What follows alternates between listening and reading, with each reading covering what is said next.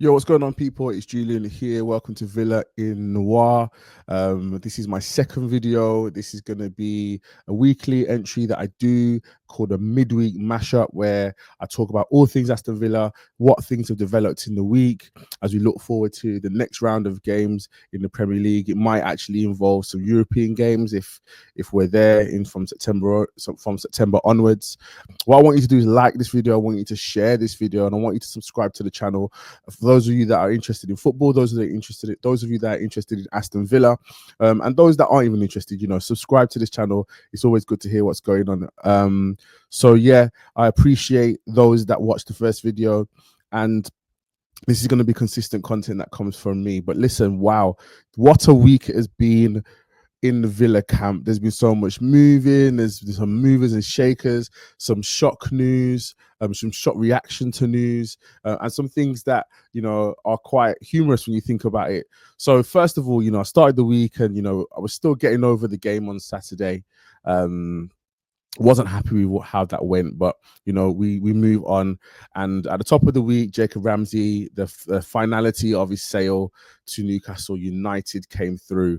It was what we expected. We were expecting it, and it was a really nice fee, something in the region of £40 million, which includes the add-ons from further things that come on through the sale. But what was the key about this sale was the reaction from the players. Obviously, the fans weren't too happy. JJ is one of our own. He's a Villa boy through and through, come up through the ranks, a real fan of the club. And, due to PSR, we've had to let go of him. He's a 100% profit in the eyes of the PSR rules. But it was obviously, he had a really nice message to the Villa fans and the club itself when he upon his leave, and if you looked at his Instagram post.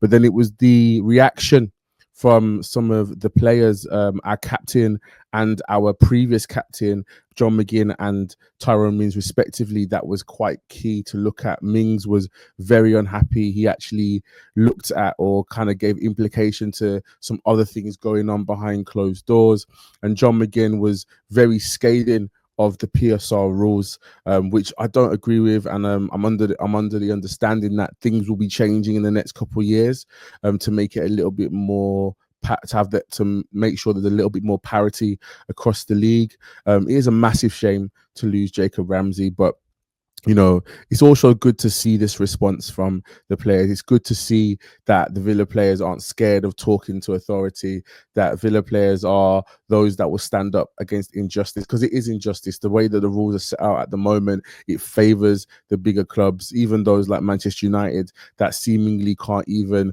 do well in the league. They finished, 15th last year, and because of their revenue and because of what they do as a business, they're able to draw in bigger signings. Villa, who have very rich owners, we're not even able to do those things. We're not able to splash the cash like we would probably need to be able to get to that next level. And it's very clear that the powers that be want to gatekeep what they call the top six, when Villa and teams around that same area, same level, have the capacity to break through that ceiling, and maintain it.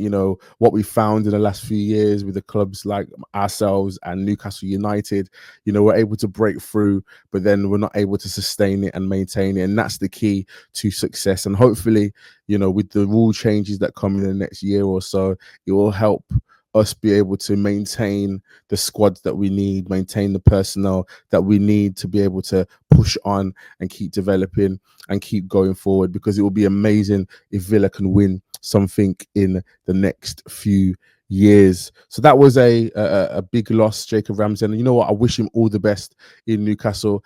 Really glad that it wasn't a thing where he was playing against us on Saturday, although I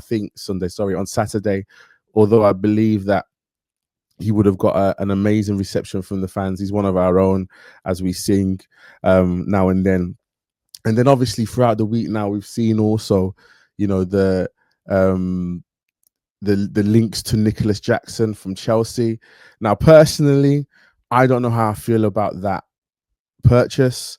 We've just bought an attacking player in Gisand. We do have Ollie Watkins, who for me is a bit hit and miss, but when he's on fire, he's on fire. But I feel like buying someone like Nicholas Jackson, it feels like you're purchasing or potentially purchasing the same kind of player as Ollie Watkins, someone that isn't as reliable in front of goal as you would want him to be.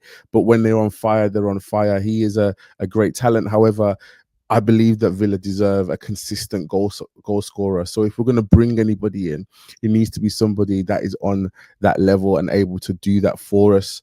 But I would prefer us to actually look for some wide players. Anyone that listened to my post on the weekend, our wide areas is what needs work. It's the wingers that we need, and I'm really hoping that the staff and the coaches recognize that and go and get some talent. You know, I was talking to a friend on the weekend and I watched the Bournemouth Liverpool game on Friday, and I remember last year I was saying someone like Antoine Semenyo is someone that we need. We need a player that doesn't mind taking on fullbacks, a player that has confidence to go at players. You know, someone like Ndai from Everton. I think he's still at Everton, but someone of that kind of caliber that has confidence to take on the defenders, and we don't seem to have that. You know, Morgan Rogers is there. Massive shout out to Morgan Rogers for winning Young PFA Player of the Year, well deserved. But we need more players like him that have the audacity and the balls really to just play football freely. You know, not necessarily the systematic play that we see. You know, we need ballers.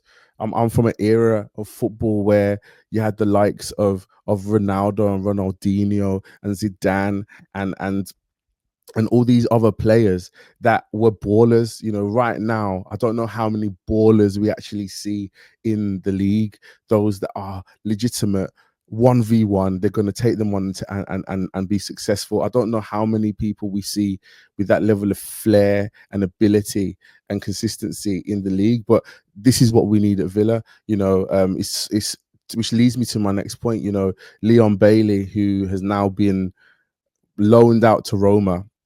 You know, there was a season, I think it was a couple of seasons ago when Diaby was here, where that was the best I've seen him play. And, you know, as someone of Jamaican heritage, it was amazing to see Leon Bailey just balling at the top level. And that's what we need. We need somebody that's willing to go at defenders, go to the byline, put a cross in, for someone of the likes of Ollie Watkins to be able to go and score.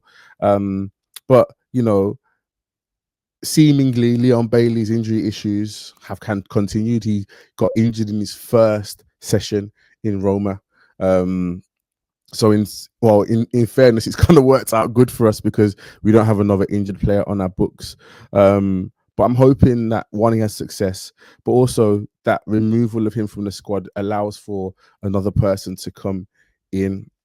And obviously, we've also seen Dendoncker be released as well from the squad.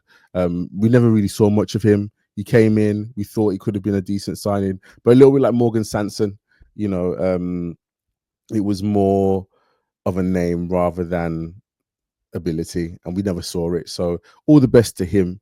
And again, back to Morgan Rogers, standout player last season. I believe, if I'm honest, I feel like he was misused last season when we started putting him on the right because we bought in Asensio and Rashford. His best position is either in the middle in that 10 role or out to the left where he can kind of glide in and out. So hopefully, you know, with this boost of being recognized nationally, that he feels that he continue to push on, and hopefully we can hold on to him as well, because what we've seen with talent that comes through Villa, that we lose them, you know, a little bit like Jack Grealish, even like Jacob Ramsey now. But, you know, if Morgan Rogers has a great season again, there's going to be people that are snapping at our heels to get him. But I'm hoping that this spurs him on to have a incredible season with us. We need him. We can't win without him. So I'm praying that he stays healthy, and also that his play continues to rise, and that Unai plays him where he needs to play him. You know, I don't want this to turn into a Unai hate thing, but because I really believe in Unai, I think he's turned the club around, and I believe he's brought stability to our club that is you know, is the best that I've seen in my lifetime. So I'm just hoping that he just plays the players where they need to play, make some tough decisions. Some players that are key may not need to play. You know, let's go and get a right back. Let's look at Garcia at right back. When I've seen him go forward, he's amazing. Um, I know that he can't do a throw in. I remember the game that he started. I can't remember who it was against. I was like, this guy can't do a throw in. So as a fullback, that might be difficult. But he's attacking. Him going forward is massive, and it provides something different to Matty Cash. And again, I don't want this to turn into a Matty Cash hate fest, but you know, we really need to look at our right hand side. We need to have some bravery and play Ian Matson on the left. And you know, as we prepare for Brentford on the weekend, I'm hoping that, you know, we have a good performance, a better performance than the previous weekend. We have a decent record against Brentford in the league anyway, in the Premier League. I think we've lost to them once in the few years, 3-4 years that they've been in the league, and we've been in the league as well. And we've won most of them as well. So it's been one loss, a few draws, and a few wins. And Ollie Watkins seems to have his best games against his old club. So let's hope that happens again this weekend. I know it's away from home, but we've got a decent record at the G-Tech. So let's do it, man. I'm hoping that we can get a decent result. Let's get a first win on the board, and let's keep moving. All right, so listen, midweek mashup, that's done.